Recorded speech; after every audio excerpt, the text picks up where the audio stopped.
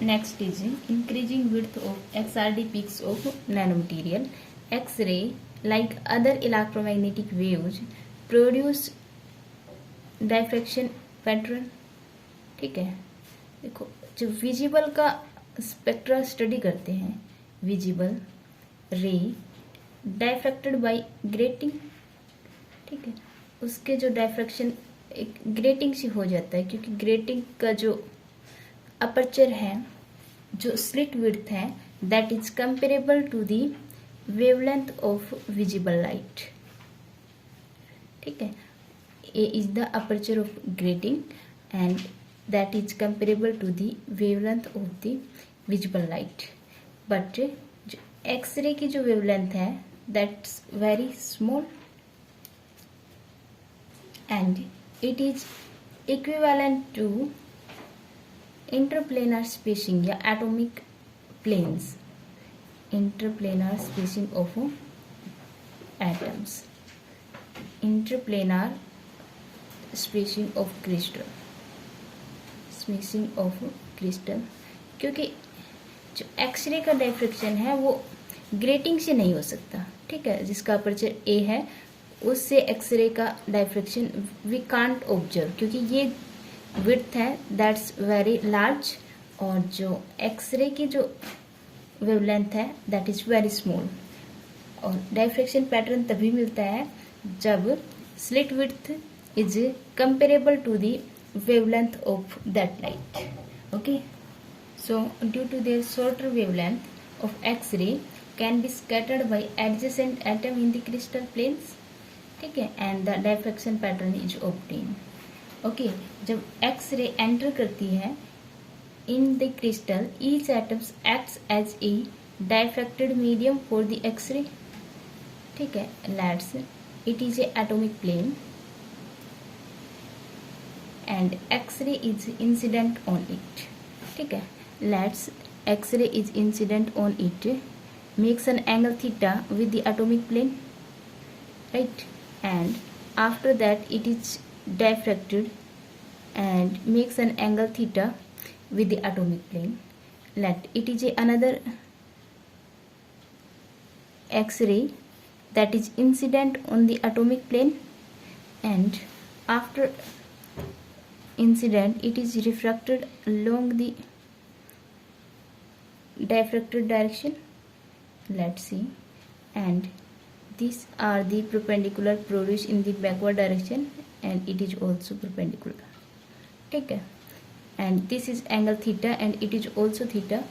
Let it is A, B, C and D points. Okay,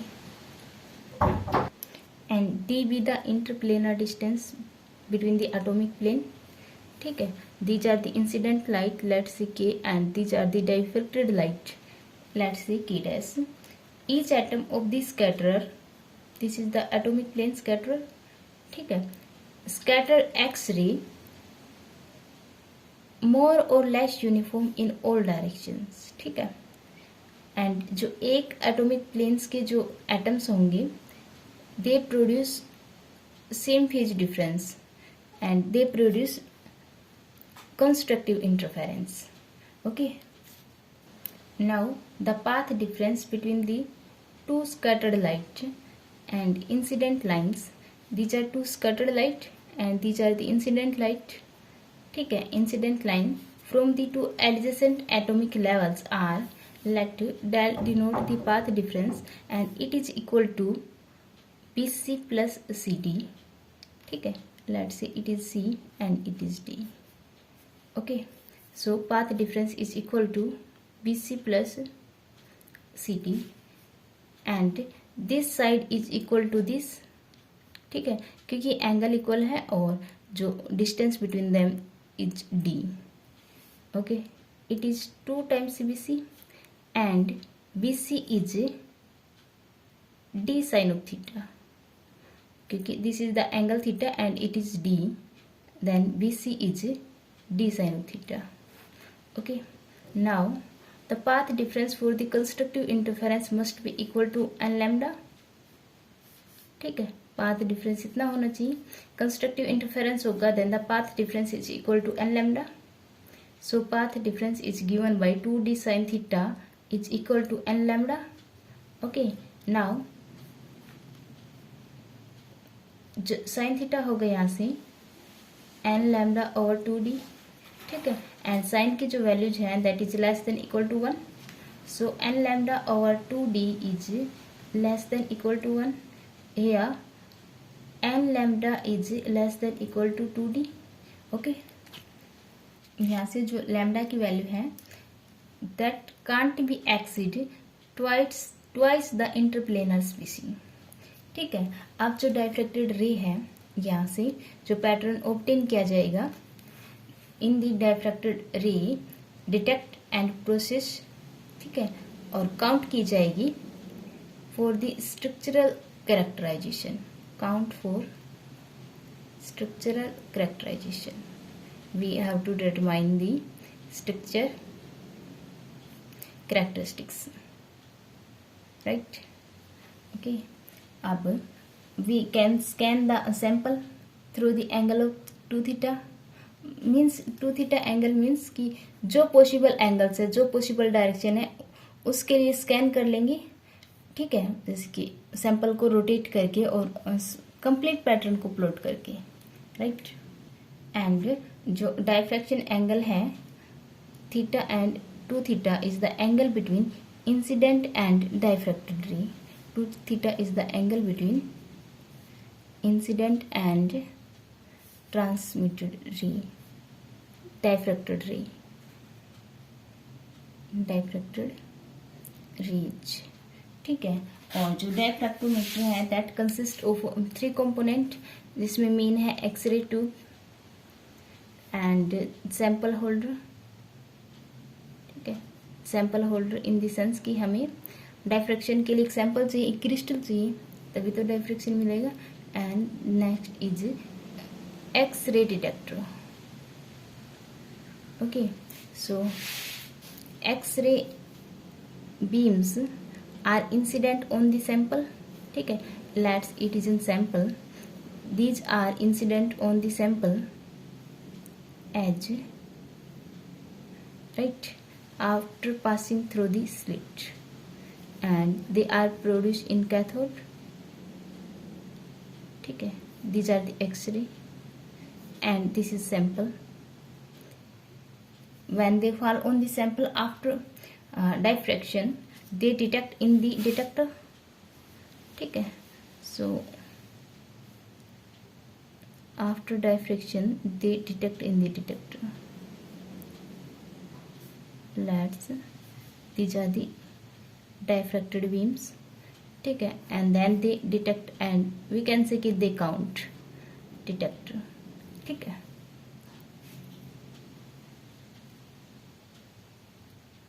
detector is here and this is sample holder and these are the X-rays. They are produced in cathode ray tube. Electrons via electrons. X-ray are produced via electrons. जो X-rays होती हैं that they are generated in cathode ray tube. X-ray are generated in cathode ray tube. ठीक है, by heating the filament. By heating the filament to produce electron.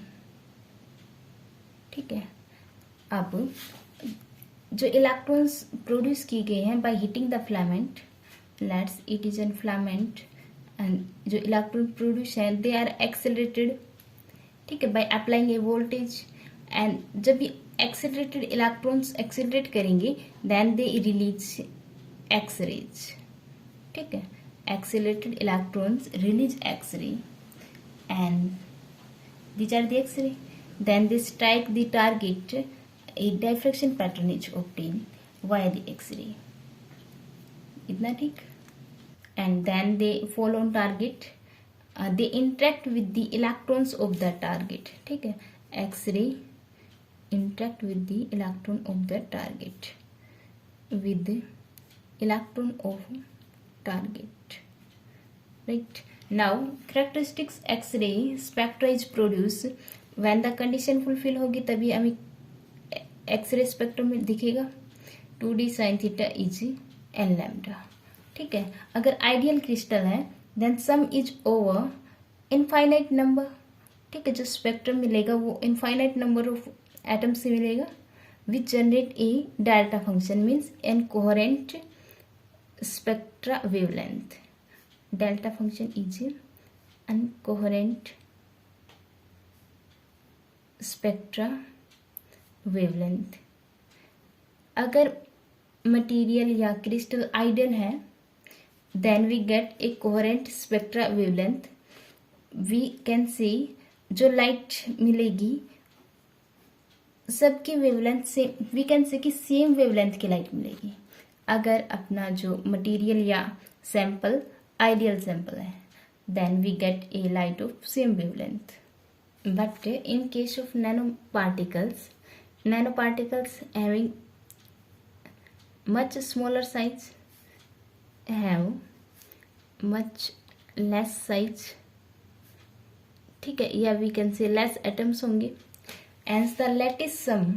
देखो lattice सम जो atoms हैं या जो प्लेन्स हैं उन सभी का जो डायफ्रैक्शन लाइट मिल रही है उसका sum not able to lattice sum for the nano lattice sum is not able to converge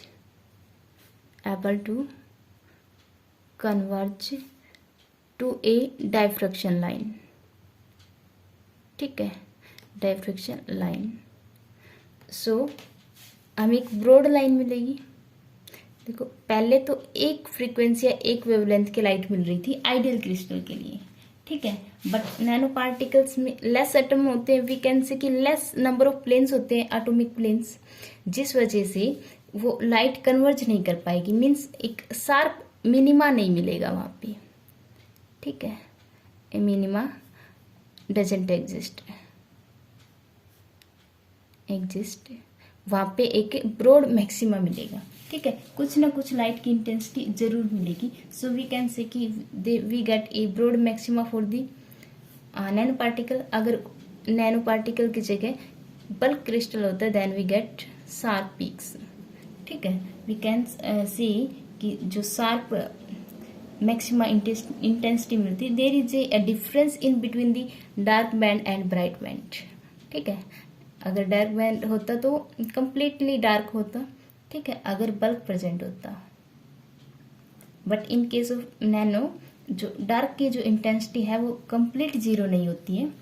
so we get broad lines. Okay, so we can say smaller the particle size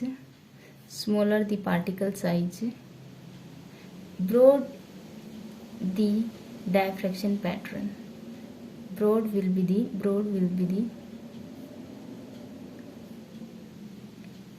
diffraction pattern। ठीक है, and जो broadening है, ठीक है, this can be explain on the basis of Heisenberg uncertainty principle that state that uncertainty in position and momentum is equivalent to h cut। ठीक है, और जो नैनो पार्टिकल्स हैं उनका साइज बहुत स्मॉल है। ठीक है, और इसकी वजह से उसका मास भी लेस होगा। m is very less, we can say less mass. ठीक है, so p becomes very small जिस वजह से x लार्ज हो जाएगा। To make x large and x is the probability of being present over a large space will be very high. x is large. ठीक है, and x is probability of being of its being present in over a large space is very high, will be very high। ठीक है, so line की जो broadening है that can be expected. ठीक है, सो a decrease in crystalline size a decrease in crystalline size cause an increase in of width of diffraction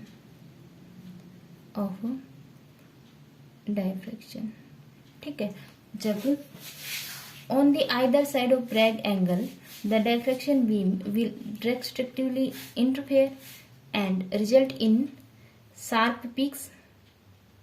ठीक है, sharp peak कब मिलती है? जब और जो प्लेन्स हैं, जो देखो वो प्लेन जिनसे हमें मैक्सिमा मिल रहा है, शार्प पीक मिल रही है, ठीक है, उसके साइड में जो और प्लेन है वो डिस्ट्रक्टिवली इंटरफेयर करनी चाहिए। ठीक है, डिस्ट्रक्टिव इंटरफेयर करेंगे तो इंटेंसिटी यहाँ पे जीरो इंटेंसिटी मिलेगी, वी कैन से कि यहाँ पे डार्क फ्रिंजेस मिलेगी। तो जो अदर प्लेन्स हैं उनकी डिस्ट्रक्टिवली इंटरफेरेंस होना चाहिए, आउट ऑफ फेज इंटरफेरेंस होना चाहिए। So we get less intensity, so we differentiate in between the maxima and minima. ठीक है, बट जो नैनो का केस है वहां पे ये प्लेन्स प्रेजेंट ही नहीं होते, क्योंकि लिमिटेड प्लेन्स होते हैं, तो जो डिस्ट्रक्टिव इंटरफेरेंस होता ही नहीं है। ठीक है, क्योंकि डिस्ट्रक्टिव इंटरफेरेंस के लिए तो साइड प्लेन्स होने चाहिए, but nano have limited planes. ठीक है, सो वहां पे डिस्ट्रक्टिव इंटरफेरेंस नहीं होता, कंप्लीट मिनिमा हमें नहीं मिलता। ठीक है, there is no complete minima. Okay, then we get light intensity. So जो इंटेंसिटी का जो ग्राफ आएगा that is a broad peak. ठीक है, so it is intensity graph and it is a broad peak with respect of theta. ठीक है, and this method is used for the particle size determination। ठीक है, and that is given by d is k lambda over beta cos of theta।